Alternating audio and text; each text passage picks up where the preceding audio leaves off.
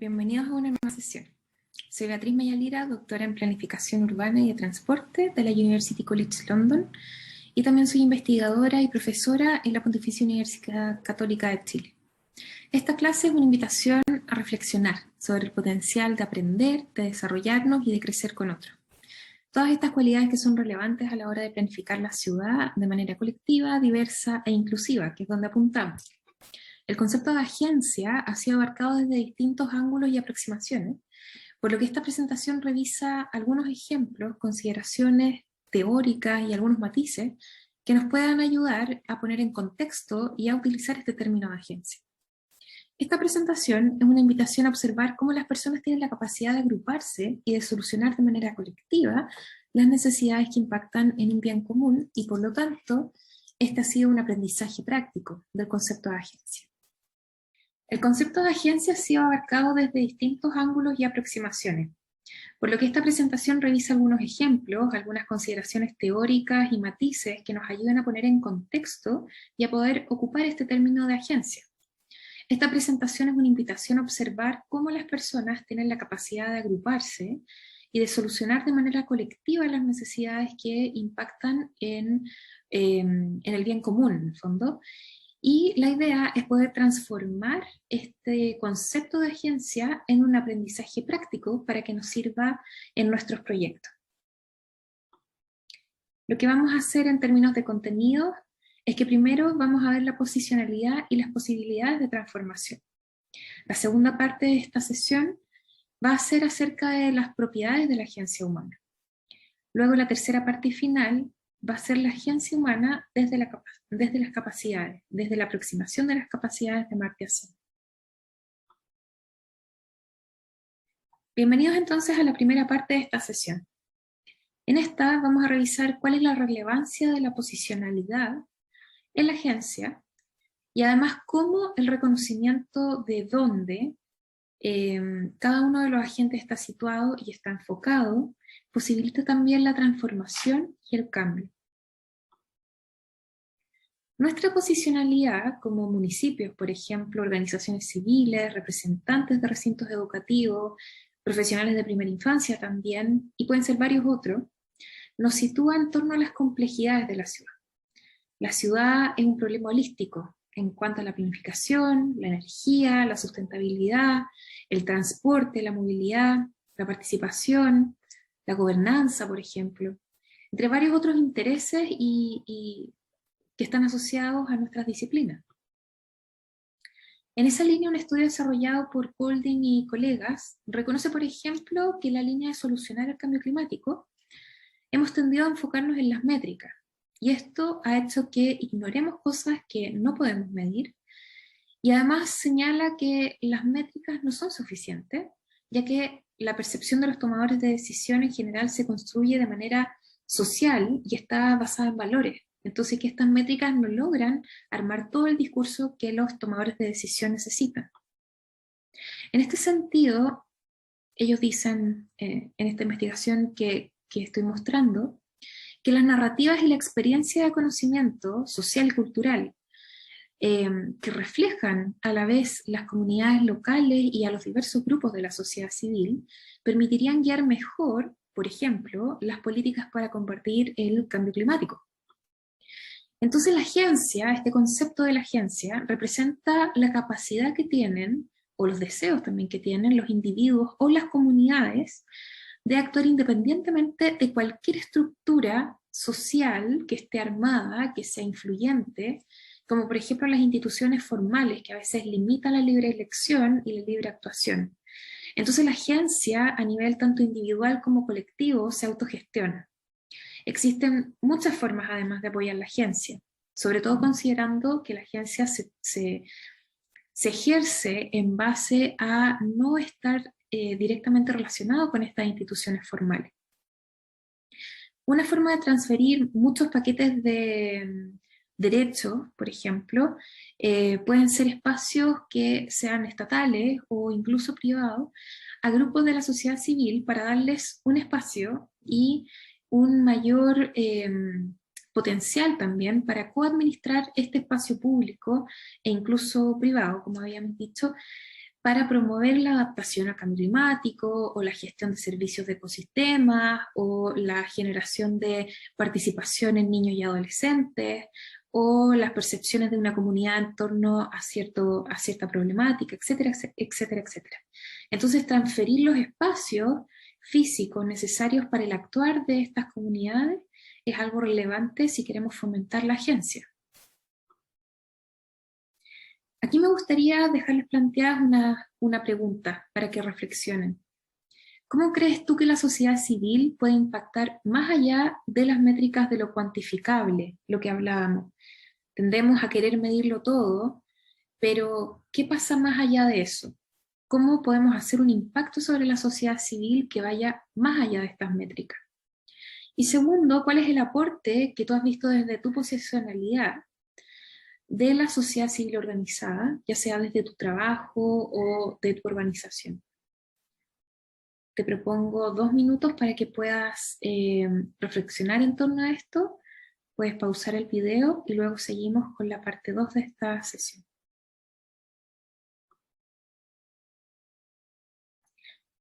Bienvenidos a la segunda parte de esta sesión. Las reflexiones que ustedes han hecho en las preguntas anteriores ejemplifican cómo grupos descentralizados de la sociedad civil conforman parte importante de la agencia que promueve largos en el mediano y largo plazo. Y esto se logra a través de una narrativa común y también coherente con el contexto social. Vamos a entender la agencia ahora desde otro ángulo.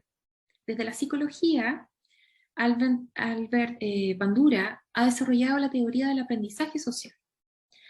Esta teoría sostiene que el aprendizaje tiene una esencia naturalmente social, o sea que está conectada a los otros, aprendemos con los otros, de los otros y también del ambiente que nos rodea con los otros. Bandura lo que hace es desarrollar un listado de 4 propiedades centrales de la agencia humana: la intencionalidad, la planificación, la previsión, la autorreactividad y la autorreflexión. Vamos a ver cada una de ellas en detalle. Primero, la intencionalidad. Esta se vincula a las intenciones de las personas, así como los cursos de acción y las estrategias que ellos definen para llegar a estas intenciones. Este ámbito se alimenta por la existencia y la participación de varios agentes. Y esta diversidad de agentes implica que no haya una agencia absoluta, como cuando hablamos de una verdad única en el fondo. Esta agencia se va configurando en torno a la búsqueda de varios otros agentes. Por lo tanto, esta agencia colectiva se configura a partir de cómo los individuos logran adaptarse a sus propios intereses, que son diversos. Esta intencionalidad colectiva depende muy fuertemente del desempeño grupal. En el fondo, si tenemos individuos que están que tienen la capacidad de poder llegar a acuerdos con otros agentes para poder armar una agencia común y poder llegar a los resultados que como grupo esperan. El segundo punto tiene que ver con la planificación o la previsión en el fondo. Y esto es interesante porque impacta en la escala temporal de la agencia. En la dimensión individual, las personas fijan ciertas metas en el corto, mediano y largo plazo para motivar sus esfuerzos. Y de alguna manera este futuro que está visualizado hacia el largo plazo permite ser una guía para que las personas se motiven a nivel individual, permitan tener un comportamiento que está intencionado hacia esas metas.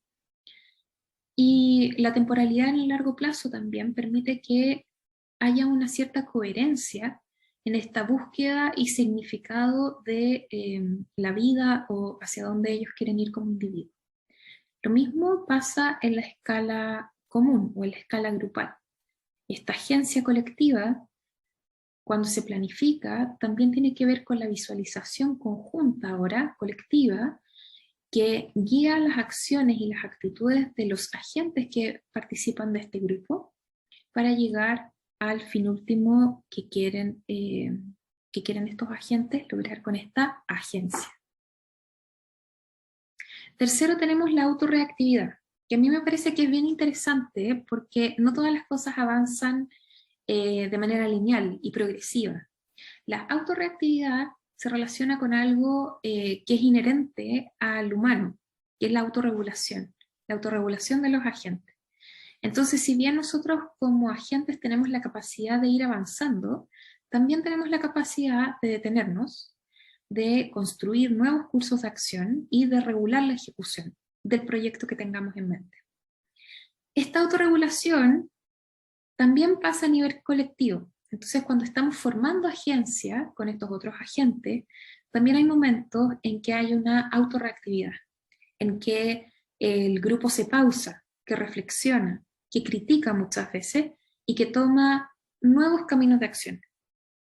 En la planificación, esta autorregulación explica, por ejemplo, las brechas que se producen entre la planificación y la acción. Lo que nosotros estamos planificando, pero que sabemos que en el camino se presentan una serie de dificultades, algunos momentos de pausa y varios problemas que resolver, que nos llevan finalmente a la acción. Y cuarto, la autorreflexión, que también es muy humana como condición. Esta propiedad tiende a relacionarse con el pensamiento, con la evaluación que los agentes van haciendo del proceso y también con la autoconciencia de las personas. Entonces, si bien estamos formando esta agencia colectiva, como agentes individuales también tenemos procesos de reflexión sobre la eficacia de las acciones que hemos tomado o la manera en que hemos ido corrigiendo ciertas acciones en caso de haber sido necesario. Y esta capacidad de reflexión y adecuación del pensamiento es probablemente una de las acciones más humanas de la agencia. Entonces, ahora que tenemos una segunda perspectiva de la agencia, puedes pausar acá el video y pensar en esta pregunta de cómo vincularías estas 4 propiedades de la agencia que desarrolló Bandura en el trabajo que tú has realizado hasta el momento con tus grupos de trabajo y en tu relación con la sociedad civil. Puedes pausar el video unos minutos y vamos a la parte 3 de esta sesión.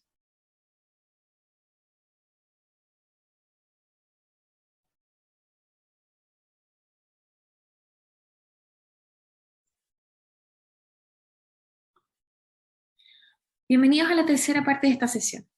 Vamos a relacionar lo que hemos realizado del desarrollo de la agencia humana, pero ahora con el enfoque de las capacidades de Amartya Sen, que ha sido relevante para cuestionar e impulsar el desarrollo humano. El enfoque de las capacidades o el Capability Approach se centra en la libertad, la capacidad de acción y en el bienestar de las personas. Y todo esto deriva en una propuesta de cambio social, de transformación.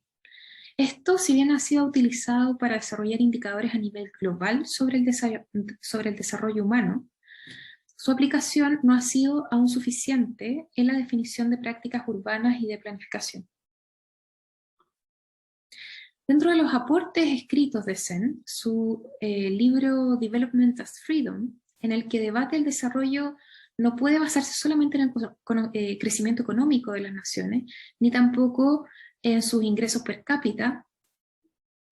Y esta me parece que es una muy poderosa declaración de un economista que ha ganado el Premio Nobel de Economía.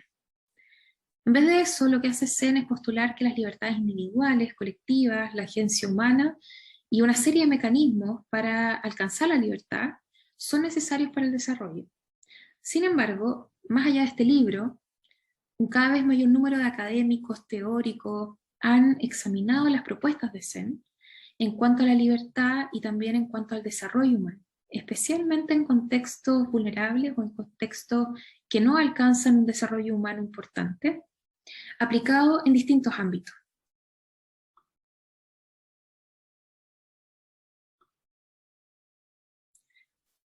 La educación, la salud, los estudios de desarrollo, la formulación de políticas, la economía del bienestar, la política social, la filosofía, son todos campos en los que se ha aplicado este enfoque. El estudio de la ciudad es interesante para poner a prueba y poder evaluar estos conceptos, ya que son espacios de conflicto, de fricciones, pero también de oportunidades para las personas. Las ciudades son espacios en que se producen estas fricciones, pero también escenarios para establecer relaciones. y colaboraciones, y relaciones de reciprocidad y de interacción con otros. En cuanto a su utilización, el enfoque de capacidades es más de una naturaleza evaluativa. Por ejemplo, para el análisis costo-beneficio o costo-beneficio social. Y también se puede usar como un marco normativo, por ejemplo, para el diseño de políticas públicas enfocadas en el bienestar y para políticas de desarrollo gubernamentales y también no gubernamentales. Por eso creemos que es importante y puede ser potencialmente un buen marco o una buena aproximación para generar agencia. Esta aproximación, las capacidades, no permiten explicar la pobreza, tampoco pretende explicar la desigualdad, ni tampoco el bienestar. Pero lo que sí hace es ofrecer conceptos como funcionamientos y como capacidades para comprender cómo estos afectan a las personas. Vamos a dejar disponible algún material escrito para que ustedes también puedan, si están interesados, mirar con más detención algunos de estos escritos y algunos de estos conceptos mucho más en detalle. Y tal como veíamos anteriormente con Bandura, el contexto de una persona es muy determinante para poder convertir los estados del ser, los funcionamientos que llama Zen, en libertades y oportunidades valoradas por las personas, que van a ser las capacidades. En esta aproximación, este contexto es entendido a través de los factores de conversión, que son factores que influyen en cómo una persona puede ser o es libre de convertir sus funcionamientos o sus estados del ser en capacidades. Volviendo a la agencia, entonces, se concibe la agencia humana como algo que tenemos razones para valorar, realizar en nuestras vidas y ejercitar conjuntamente en nuestros grupos e instituciones. Ejercer el bienestar individual en conjunto con otros para poder sopesar y también compensar las capacidades y los funcionamientos individuales. Por ejemplo, terminar con la hambruna en niños no puede ser lograda por los niños, por ellos mismos, sino que se requiere una agencia humana que vele por sus libertades y por su bienestar, a pesar de que estos niños no pudieron participar de este cambio. A eso me refiero con que ejercer el bienestar individual en conjunto permite sopesar y compensar a la vez estas capacidades y estos estados del ser de las personas. Y esto pasa con varios otros grupos de personas que están en desventaja, ya sea por falta de recursos económicos, falta de educación, discriminación racial o sexual, discapacidades físicas. La libertad de la agencia aumenta cuando ocurre un cambio que estas personas valoran, no cuando nosotros que estamos ejerciendo agencia por ellos decidimos, sino que cuando estas personas ven un cambio en su vida y ellos valoran esta transformación, a pesar de no haber participado directamente. Una persona o un grupo es un agente en la medida que se cumplen algunas condiciones. Esto en base a una investigación de Crocker y Robbins. Una de estas características es la autodeterminación, donde la persona decide por sí misma en lugar de que alguien o alguien más tome la decisión. En el caso en que estamos haciendo o estamos llevando a cabo agencia en función de otros, esas personas también tienen que ser parte de quienes toman las decisiones. En segundo lugar, otra característica importante es la orientación y deliberación. Y eso tiene que ver con que la persona basa sus decisiones en razones. Entonces tiene que haber un pensamiento crítico que gira en torno a la deliberación de acciones. En tercer lugar, los agentes tienen que tener la capacidad de acción. Por lo tanto, tienen que tener la capacidad de realizar o de tener algún tipo de papel en esta realización de la agencia humana. En cuarto lugar, estos agentes tienen que, de alguna manera, impactar en el mundo. La persona, de este modo, en esta transformación, contribuye a provocar un cambio en el mundo. Esas son las características de los agentes según estos autores. Uno de los fundamentos clave del enfoque de las capacidades es la comprensión de las personas como agentes de cambio al final, con posibilidad de transformación.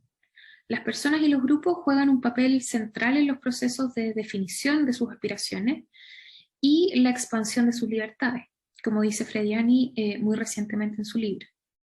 En este caso, la agencia entonces es un mecanismo para ampliar la capacidad de las personas, tanto en su reflexión acerca de sus valores y de sus condiciones de vida, como también en su capacidad para actuar sobre estas reflexiones.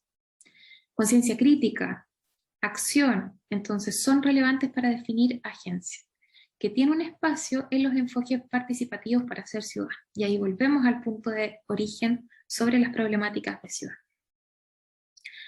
La conciencia crítica y la acción, que son relevantes para definir esta agencia, son muy relevantes. Y aquí los voy a dejar con esta pregunta para la reflexión de cómo expandimos la agencia humana de manera colaborativa, respetuosa y también proactiva para mejorar la calidad del aire, que es donde enfocamos nuestro proyecto, y también de los entornos urbanos y el bienestar de los niños y sus comunidades. Muchas gracias por su atención. Hemos llegado al final de esta sesión y los dejo invitados para una nueva sesión número 7. Nos vemos.